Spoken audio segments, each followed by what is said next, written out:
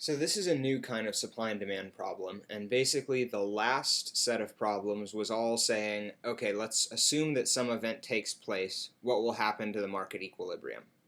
And this stuff is going backwards. It's saying, okay, the market equilibrium went from A to E in this example, so what happened in the world that would cause this? So if the first set of examples was forwards, now we're going backwards.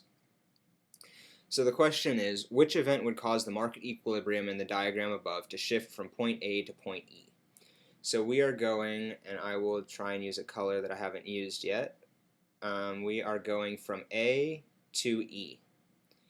And so we can see that that is caused by an increase in demand from D to D prime. So what is going to cause an increase in demand? Well, global warming causes there to be no more waves. So again, sorry, assume that this is the market for surfboards. So if there are no more waves, is there going to be more of a demand for surfboards? I don't think so. So A isn't the answer. The inputs used to make surfboards become cheaper. Well, that will lead to an increase in supply, not an increase in demand. So that would take us like from point A to point H, but we're going from point A to point E. So that's not the answer. The World Championships of Surfing took place last week. Well, if the World Championships of Surfing took place last week, a lot of people probably watched that, and that probably got them really excited to go surfing, and probably some of them went ahead and bought new surfboards.